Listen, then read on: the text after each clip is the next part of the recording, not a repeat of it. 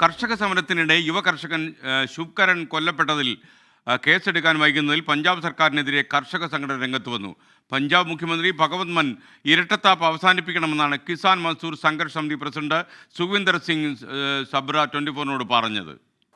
भगवंत मान सरकार को ये कहना चाहते हैं कि आप एक तरफ करें, एक पासा करें, किसानों के साथ हैं या उनके साथ हैं जो किसानों पे स्मोक बम फेंक रहे हैं, गोली सीधी डाल रहे हैं भेजे में और नौजवानों को शहीद कर रहे हैं.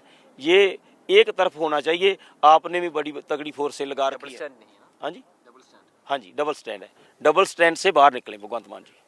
കർഷകർ സമരം അവസാനിപ്പിക്കാൻ കേന്ദ്ര സർക്കാർ അടിയന്തരമായി ഇടപെടണമെന്നും സുഖ്വിന്ദർ സിംഗ് സബ്ര ആവശ്യപ്പെട്ടു. देखो, सेंट्रल गवर्नमेंट से हम ये कहना चाहते हैं कि 5 शहीद हो गए हैं, 200 से प्लस जख्मी हो गए हैं. जल्दी से जल्दी मांगों को मानकर, मांगे इतनी बड़ी कोई नहीं है. असल में डॉक्टर स्वामीनाथन को जो भारत रत्न दिया जा रहा है ना, उससे मान सम्मान इतना नहीं बढ़ेगा जितना उनकी आई हुई रिपोर्ट को लागू करके बढ़ेगा.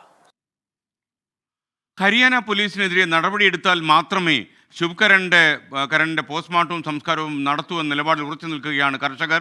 നിതിൻ അംബുജൻ കർഷകർ തമ്പടിച്ചിരിക്കുന്ന ശംഭു അതിർത്തിയിൽ നിന്ന് നമുക്കൊപ്പം തത്സമയം ചേരുന്നു. Nitin, good morning. നിതിൻ, കർഷകർ ഒരു ഇഞ്ചും പിന്നോട്ടില്ല എന്ന രീതിയിൽ മുന്നോട്ട് തന്നെ പോകാനുള്ള തീരുമാനത്തിലാണോ?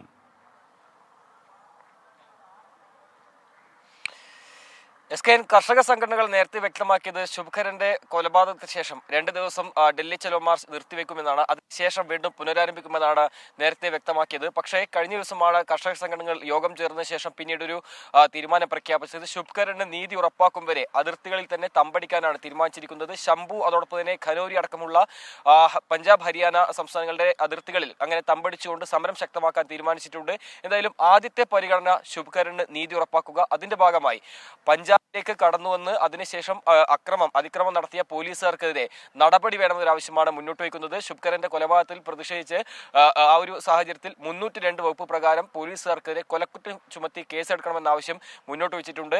ഇത് പഞ്ചാബ് സർക്കാർ എന്ന് നടപ്പാക്കുന്നോ അതിനുശേഷം മാത്രമേ അതിർത്തികളിൽ നിന്ന് ഡൽഹിയിലേക്ക് പിന്നീട് മാർച്ച് ആരംഭിക്കുകയുള്ളൂ. അതുകൊണ്ട് തന്നെ അതിനുശേഷം മാത്രമേ പോസ്റ്റ്മോർട്ടം സംസ്കാര ചടങ്ങുകൾ നടത്താൻ അനുവദിക്കുള്ളൂ എന്നാണ് ഇപ്പോൾ കർഷക സംഘടനകൾ നിലപാടെടുത്തിരിക്കുന്നത്. നിലവിൽ ശുഭ്കരന്റെ മൃതദേഹം ഇപ്പോൾ പട്യാലയിലെ രാജേന്ദ്ര ആശുപത്രിയിലെ മോർച്ചറിയിൽ സൂക്ഷിച്ചിരിക്കുകയാണ്. എന്തായാലും കടുത്ത പ്രതിഷേധം ഭഗവത് മാൻ സർക്കാരിനെതിരെയും ഇപ്പോൾ കർഷക സംഘടനകൾക്കിടയിൽ ഉണ്ടായിട്ടുണ്ട്. കാരണം പഞ്ചാബ് സർക്കാർ അതിൽ കൃത്യമായ നടപടി സ്വീകരിക്കുന്നില്ല. 1 കോടി രൂപ ധനസഹായം പ്രഖ്യാപിച്ചിട്ടുണ്ട്.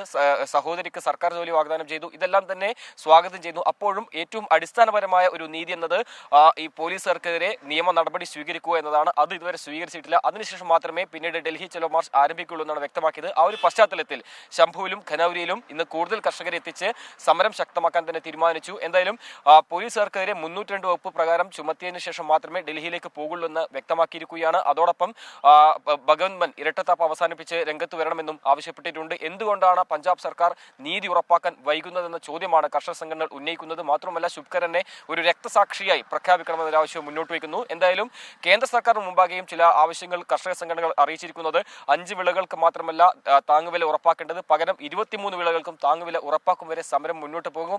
അതിൽ നിന്ന് 1 ഇഞ്ച് പിന്നോട്ടില്ല എന്ന് ആവർത്തിക്കുന്നുണ്ട്. അതുവരെ അതിർത്തികളിൽ സമരം തുടരും. സമാധാനപരമായി തന്നെയാകും സമരം തുടരുക എന്നാണ് ഇപ്പോൾ കർഷക സംഘടനകളടക്കം അറിയിക്കുന്ന ഒരു കാര്യം. SKN. Okay, thank you. Nithin അംബുജനാണ് ശംഭു അതിർത്തിയിൽ നമുക്കൊപ്പം ചേർന്ന്.